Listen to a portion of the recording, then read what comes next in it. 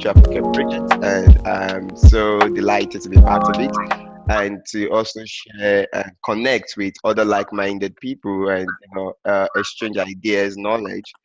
Because I believe that no man is an island, and that we all need together. We can always do more. That's been my philosophy working. So my name is Seun Adebayo, and like I mentioned, I'm from Nigeria. I was born and raised in Nigeria, and currently I'm a PhD researcher at the School of Education, National University of Ireland, Galway. And I'm here to speak on the African dream, understanding the sustainable agenda of Africa, participation and strategic partnerships. There is actually an African dream, but we don't get to hear more of it. And I think Mr. Victor mentioned at some point that our leaders back in Africa are quite irresponsible in ensuring that introduced policies are well implemented, yielding expected goals. So we get to see that we actually have an African dream.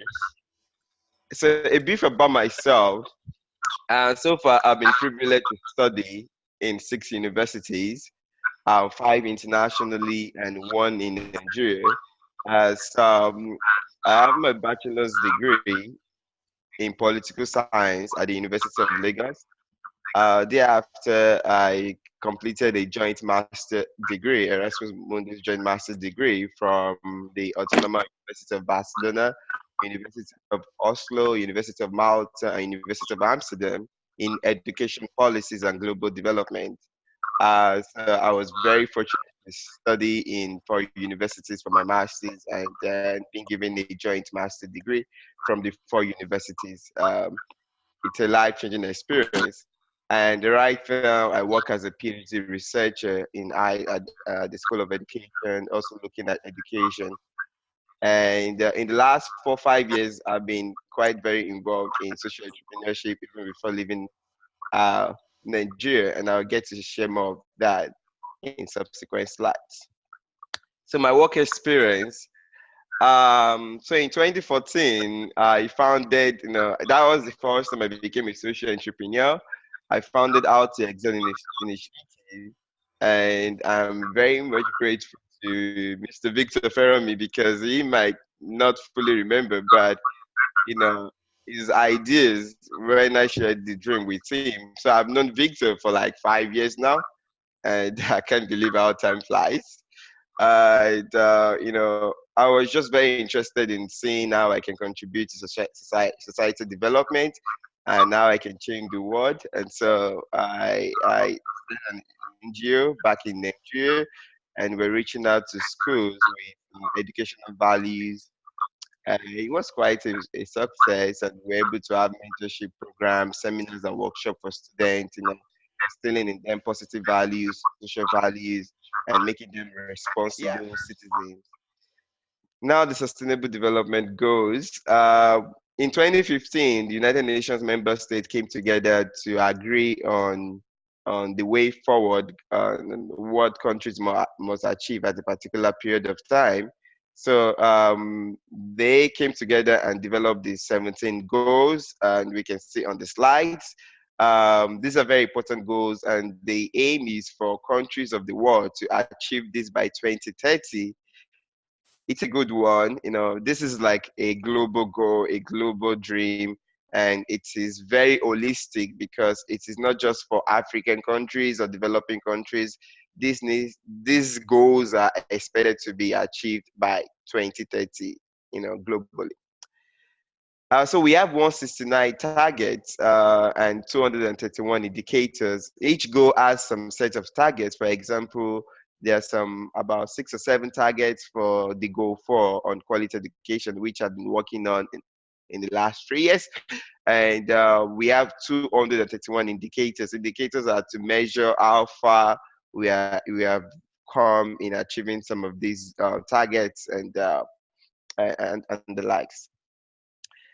So yeah, is actually the African dream. In 2015, also when the Sustainable Development Goals was established by UN member states, there was also a meeting in Africa where the African Union, together with the economic part of the union, came together to to come up with the Africa we want by 2063.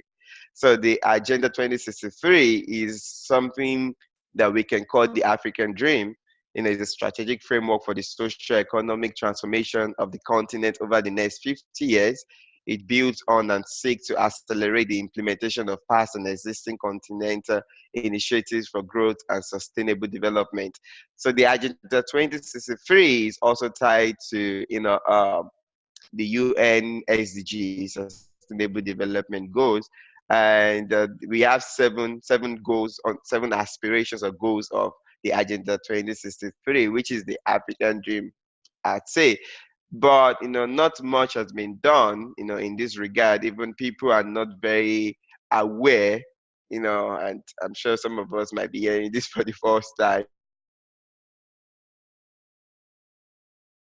Passed, in 2015, the same we had the SDGs, and it work hand in hand. It complements the SDGs at the global level. Now, what is the state of sustainable development globally? So the policies are there, but recent meeting, high-level meeting in the United Nations, where we have the UN headquarters in last month. Yeah, I think this month and last month, there were a series of meetings trying to measure and evaluate where the world is right now. And it is quite unfortunate, not just in Africa but globally, that we are likely not to achieve SDGs by 2030. So all those beautiful 17 goals that I showed in previous slides, and the seven aspirations of Africa, maybe in 2063, if African leaders or we as Africans decide to be more involved, we can make the African dream possible. But we don't. It is very unlikely to achieve SDGs by 2030. Climate change and education were identified as critical to the success of Agenda 2030. And interestingly too, they found that the gender equality, is far from being realized globally, not just in Africa, but even in developed countries. Like, gender equality is far from being realized, and that should send us a strong signal that we really need to step up our game and become more responsible in coming up with initiatives that is gender inclusive, that takes into consideration the impact of climate change, and how education is central to all of this. Some examples on the progress of SDGs, like 60 million children still out of schools, and the majority of the children still out of school are found in Africa. And about 80 or 70% of these children out of school are girls. So people still send boys to school than girls. 820 million people suffer from poverty and hunger in 2018. And that also shows that youth unemployment is also a challenge, like a big challenge in sub-Saharan Africa and developing countries, generally. Um, Slide. So yeah, so talking about the African dream, understanding strategic partnerships and participation. In 2016, while doing my masters, we had a professor from Stanford University that came to take some lectures on education and international development. And being a very curious person that I am, I was really interested in trying to mine his ideas on what should Africa do right to become like Europe. And so I had a series of discussions and conversation with this professor, and I published the blog post on LinkedIn that Africa should be pace setter rather than followers. And here is a quote from the blog: like, African countries can borrow ideas on what makes things work in the developed world and redefine those ideas in line with their values and socio-cultural context to achieve success. For example, universities in Africa should inquire of what makes Harvard, Oxford, and Stanford universities great and apply these ideas within their situational and environmental context. This is also applicable to other sectors of the society. I've been privileged to live in 10 countries in the last 4 years, and many of them in the developed world. And I always say to my friends that we can actually have these things done in Africa, that it is possible to replicate and even do better in terms of social development that we see here in the developed world. So the FAP Future Africa project is an initiative to encourage and push us out there that we can actually be pace setter, we can lead the social change, we can get connected, and the next slide will show how we.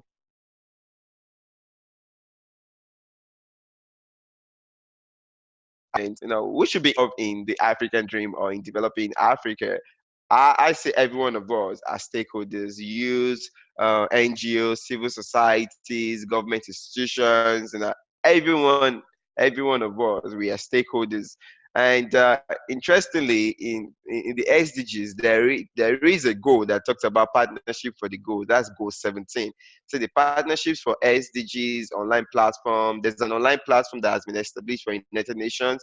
So I believe that the slides will be shared with us, and there are a series of links that we can go to seek more information and get informed on what is happening at the international level.